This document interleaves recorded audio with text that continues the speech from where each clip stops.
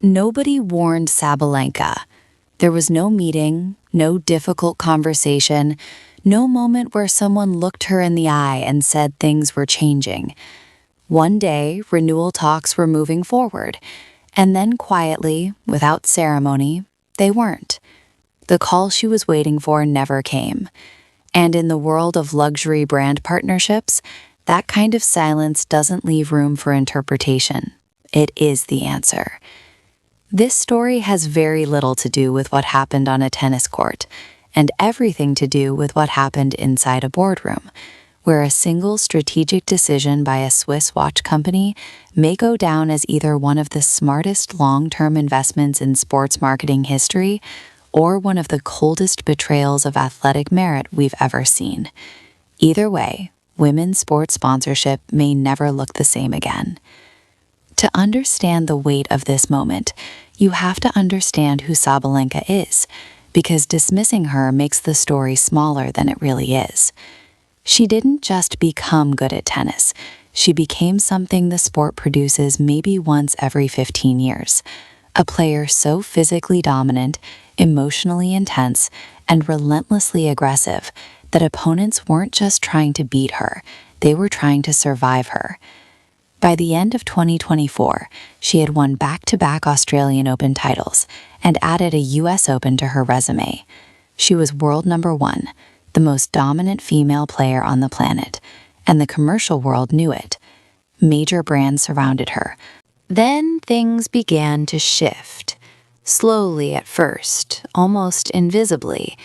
Emails that once came quickly started arriving late. Conversations that had felt warm turned measured, careful, and distant. Anyone familiar with high-level negotiations knows that feeling. It's the sound a deal makes right before it dies. But no one said anything directly. The conversation slowed, then stalled, then stopped. Her team waited, but nothing came. And before they could even process the silence, the news broke publicly. The brand hadn't left tennis. They had chosen someone else. That someone was 18-year-old Alex Eala from Manila, a name the global sports business world is now learning fast. Born in the Philippines and trained at the Rafael Nadal Academy in Majorca, she reached her first Grand Slam main draw at just 18, becoming the first Filipino player in the Open era to do so. That wasn't just a milestone, it was history. Across Southeast Asia, the reaction was explosive. Headlines in Manila, social media lighting up across the Philippines, Indonesia, and Malaysia, and millions of people watching not just a tennis match, but someone who looked like them stepping onto one of the sport's biggest stages and belonging there. The Swiss brand had been tracking all of it quietly and precisely for months. The reported deal was worth $300 million, but it wasn't a standard endorsement. It was a long-term partnership spanning 8 to 10 years, with layers that included co-designed product lines, regional campaigns targeting Southeast Asia, charitable initiatives tied to education in the Philippines, and performance bonuses mapped across her career. This wasn't just sponsorship. It was an investment in a future. They weren't buying what she had already done. They were buying everything she might become. The secrecy behind the deal was extraordinary, with initial contact happening through intermediaries, meetings in neutral locations, and strict non-disclosure agreements limiting knowledge to a small circle of executives. When the deal finally leaked, the reaction was immediate.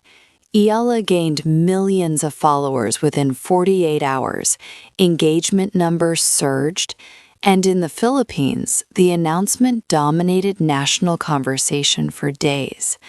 The fallout, however, was complicated. Inside Sabalenka's camp, the reaction was intense. Not disappointment, but anger. Losing a deal to another established champion would have been understandable, but losing it to a teenager with no major titles yet felt like a statement. There were even discussions about possible legal action, though nothing materialized. Across the tennis world, opinions split. Veteran players and established voices largely sided with Sabalenka, raising a difficult question. If winning at the highest level doesn't guarantee brand loyalty, then what does? What is performance actually worth? On the other side, younger players and voices from emerging markets saw the deal as a shift. For decades, regions like Southeast Asia had talent and passionate fan bases, but remained invisible to the global commercial system. This felt like proof that things were finally changing. At the center of all this is an 18-year-old, navigating a level of global attention most athletes never experience. Not long ago, she was just a kid from Manila chasing a dream. Now she is a $300 million bet. The pressure that comes with that is real. But when you strip away the emotion and look at the numbers, the logic becomes clearer. Southeast Asia is home to around 700 million people, with one of the fastest growing consumer bases in the world. Young adults with rising incomes and increasing demand for premium products. Luxury markets in the region have been growing faster than traditional Western markets and are expected to keep accelerating through 2030. Tennis is growing there too, and when a local player breaks through, it transforms the sport from something distant into something personal. This deal reflects a broader shift in sports marketing, a move toward potential over legacy. Sabalenka's career is already historic, but much of her story has been written. ELS hasn't. For a company thinking a decade ahead, that matters. The most valuable version of an athlete may not be the one at the top, but the one still climbing, the one whose ceiling no one can yet define. That idea challenges how we think about success, but it is changing how money flows in sports.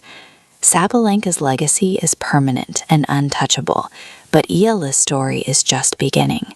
And one of the most calculated brands in the world has just placed a $300 million bet on what comes next. Whether that turns out to be visionary or a massive mistake, only time will tell.